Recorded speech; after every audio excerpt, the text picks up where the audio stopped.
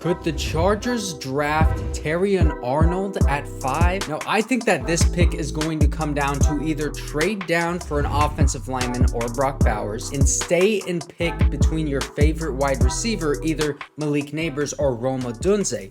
But recently, there have been rumors going around that the Chargers are looking at drafting either a cornerback or a wide receiver if they stay at 5. And remember, I think that is a big if. So today we're going to talk about those rumors of possibly drafting a cornerback at number 5 overall and why I think they actually do have some merit. So make sure to like and subscribe if you do enjoy this content, bro. It helps me out so much. And now let's start off with the mock drafts. Now the first mock draft here is from Trevor Sikkema, who is the lead draft analyst at PFF, and he has the Chargers drafting wide receiver here, Odunze over Malik Nabers, and I'm sure a ton of Chargers fans would hate that, but read the fine print here. He says, from what I have heard, I believe this pick will come down to cornerback or wide receiver. Alabama's Terrion Arnold would be in play, but I think the receivers are seen in higher regard. So first of all, I would agree with him. I think both Odunze and Malik Nabers are blue chip wide receivers, and they're probably going to be more impactful than Terrion Arnold, but you can't go wrong with any of those three guys. I think Terrion Arnold is an absolute dog too. I think he is the best cornerback in the class. A lot of other people think that same thing, but who is Trevor Sikkema hearing this from?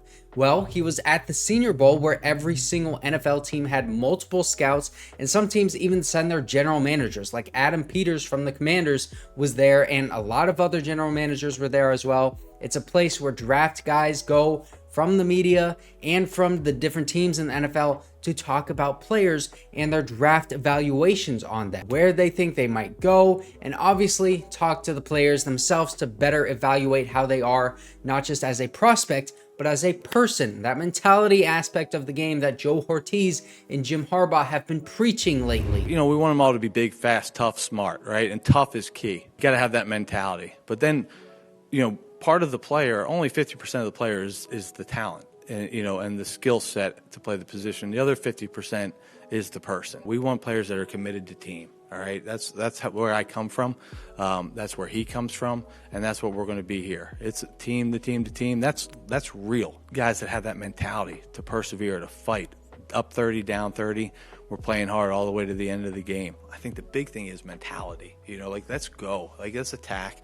We want, you know, I call it Charger mentality now, but we want that rough, rugged, tough. We want people to walk into SoFi, teams to walk in and know they're in for it. You know, that's what teams knew when they were playing in Baltimore, and that's what we're going to try to create here. And I know that this is just a mock draft, but Trevor Sikkema is taking what he hears from people at these events that work in the NFL and utilizes it to make a more accurate mock draft. And I'm not saying that Trevor Sikkema was talking straight up to Joe Hortiz or a Chargers scout guy, and he straight up gave away the pick or showed him the note card like it was in the movie Draft Day and it said Terrion Arnold no matter what. But what is more likely is that maybe he was talking to somebody from the Chargers organization, like a scout, and that guy was very high on him. And we know Joe Hortiz is going to run the Chargers like Ozzie Newsome, and every single scout is going to get their voice heard in that front office. So that wouldn't be a small thing.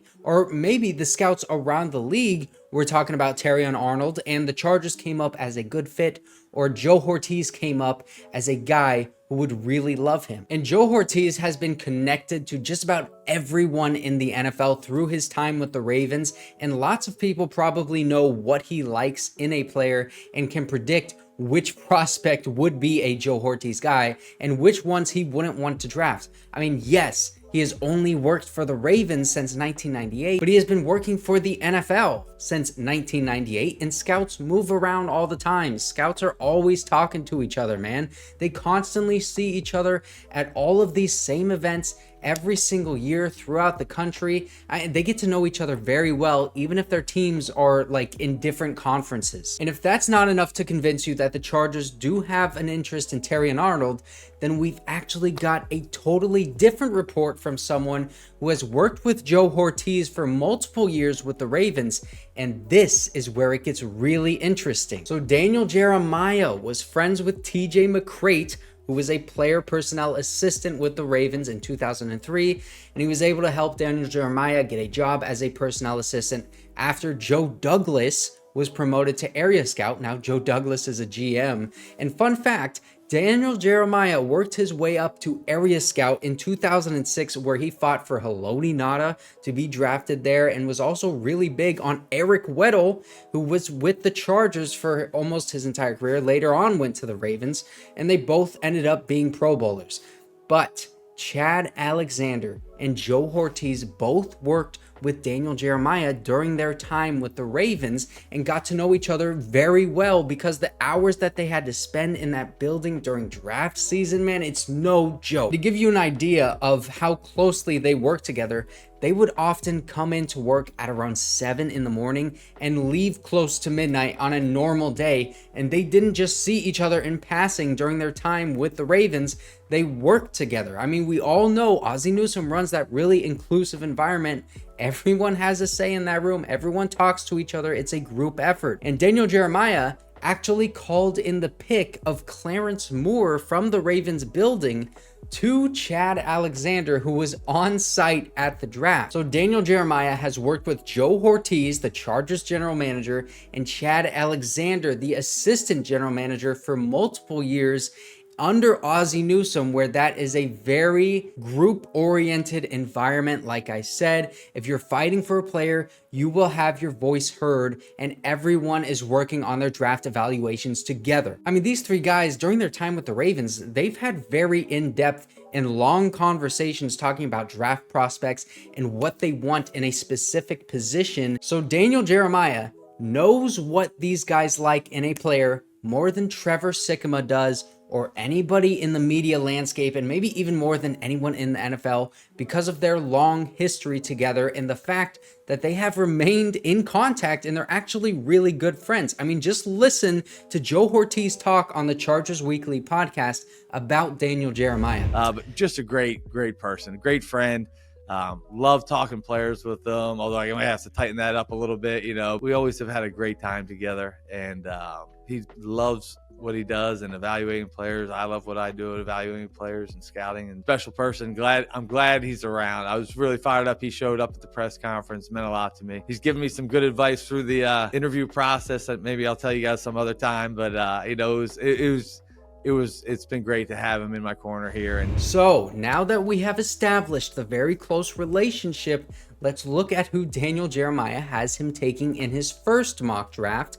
Rome Odunze. Okay, that is very interesting. They both have Rome Odunze being taken over Malik Nabers by the Chargers, which I said like a month ago now. Shout out if you remember. I called that the Chargers would like Rome Odunze more than Malik Nabers because of what Joe Hortiz has said he likes in his wide receivers. I'll put a little picture up here of the video that I said that. But that aside, let's scroll down here to Terrion Arnold to the Broncos. I think Arnold could go as high as 5th overall. He is the best cornerback in this draft, and yada, yada, yada, yada. So Terrion Arnold could go as high as 5th overall, which means that he could see the Chargers take him right there. There was also another report that the Chargers were deciding between those three players, Terrion Arnold, Rome Odunze, and Malik Nabers, on who to draft at number 5 overall. But then now in Daniel Jeremiah's newest mock draft, he has them selecting an offensive lineman over all three of those players, which to me, I think that signifies the idea of building through the trenches.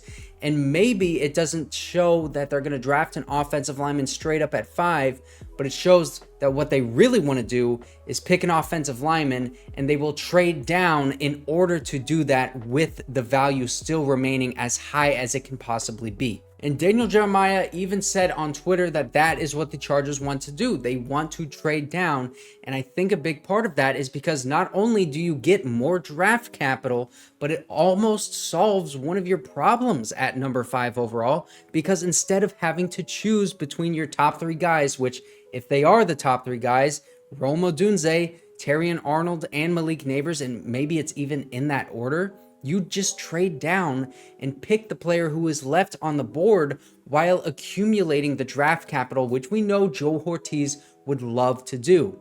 And if you don't pick one of those 3 players, then you're certainly going to pick someone like Fuaga or a Fashanu or Amarius Mims, there are going to be some really good offensive linemen still on the board, a lot of them. And if they do want to trade down for an offensive lineman, I talked more about that in this video right here. I think this is probably the best case scenario.